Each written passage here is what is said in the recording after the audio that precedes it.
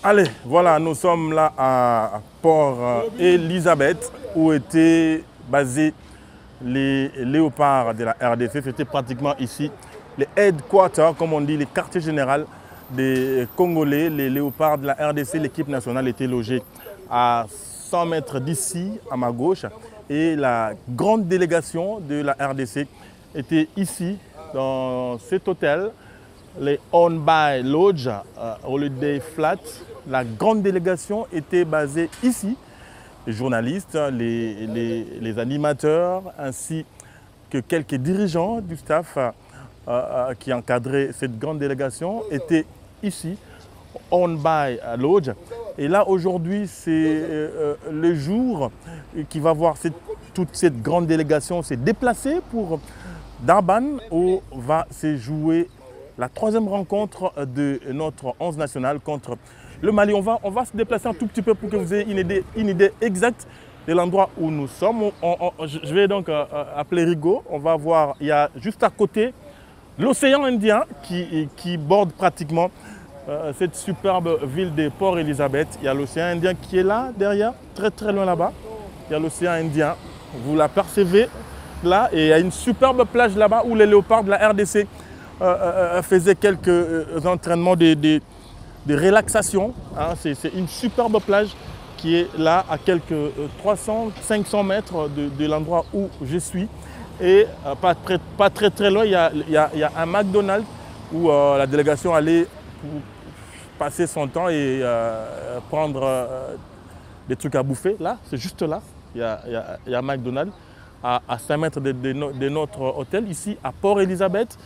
Et nous sommes entourés de grandes bâtisses. Juste en face de moi, il y a les Garden Court. Là, on nous a appris qu'il y a quelques supporters de l'Angola. Vous apercevez les drapeaux angolais qui flottent sur certaines fenêtres. Il y a certains supporters de l'Angola qui occupent cette bâtisse. Et là en face, il y a les King's Host. Ce sont des appartements et des bureaux qui entourent justement ces cadres où nous sommes. C'est une superbe cité. C'est une superbe cité où la délégation a posé ses bagages. Donc je vous ai montré les On-By Lodge. Toute la délégation était là, les journalistes ainsi que d'autres membres du staff dirigeant. Il y a les McDo. Il y a l'océan Indien, c'est surtout l'océan Indien, un superbe cadre où les 11 nationales en tout cas allaient pour se dégourdir un tout petit peu les jambes sous la direction du coach national Claude Leroy. Allez, on va parler un tout petit peu hein, de ces deux rencontres livrées par la RDC ici à Port-Elizabeth, plus précisément au Nelson Mandela Stadium Bay, c'est le nom du stade d'ici.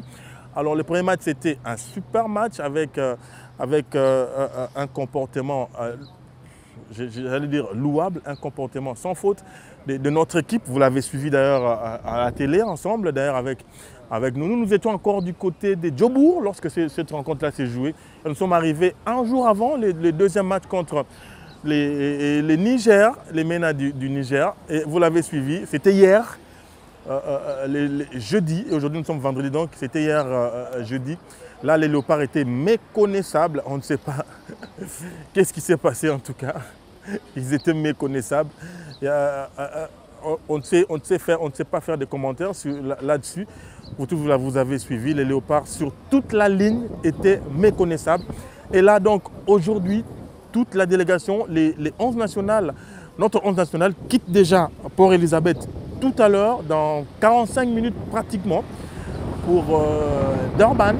Ils vont poser leur quartier général là-bas. Tout à l'heure, nous étions avec les directeurs de la communication de l'équipe nationale, Nzila Fanan. Il nous a dit que pour aujourd'hui, il n'y a pratiquement rien de prévu dans les programmes des 11 nationales. Ils vont juste arriver à Durban. Durban, c'est Durban. Voilà. Ils vont arriver à Durban.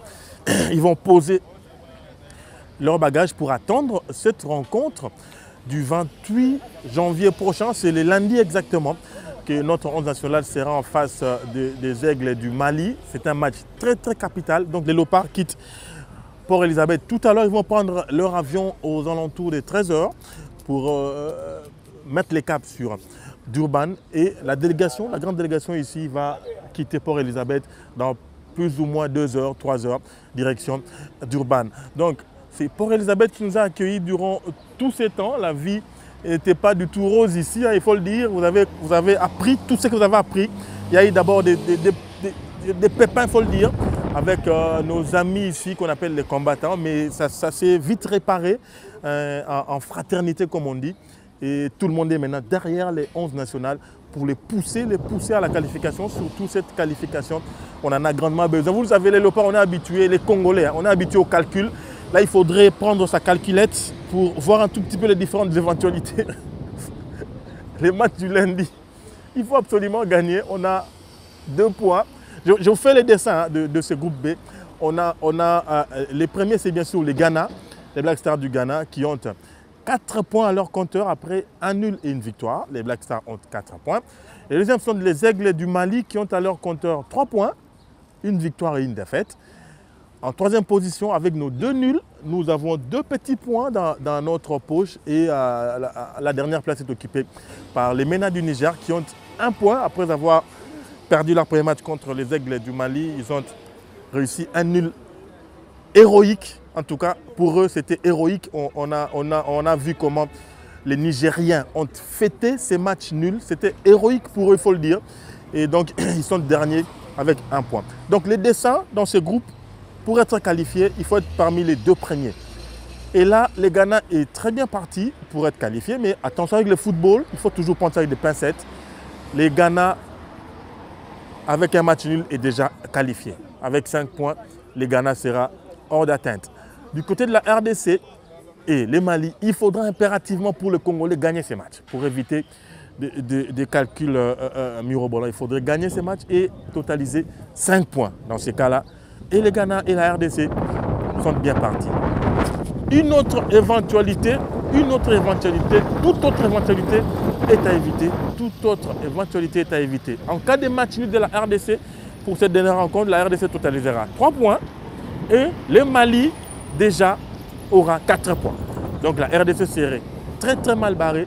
Il faudrait dans ces cas-là espérer que les Nigériens battent les Ghanéens pour que les Ghanéens restent cloués à 4 points, pour que ça mette un tout petit peu le suspense. Et il faudrait recourir aux goals différents, il faudrait recourir aux calculettes. C'est très très compliqué pour la RDC. Donc une victoire est impérative pour ces matchs de lundi. En tout cas, j'en profite pour saluer tous ceux qui sont restés à Kina et qui travaillent d'arrache-pied. Pascal Kalambay, Papi Katassi, Daï Lambochi, Natacha Bomongo, et tous ceux en tout cas qui sont de l'équipe. Hein. Patrick Mbabou, on nous a appris qu'il a là-bas également un grand travail. Et nous, ici avec Rigo Moulopo, on vous envoie ces images. Vous allez voir un tout petit peu comment les Congolais avaient fêté après la première rencontre contre les Ghana.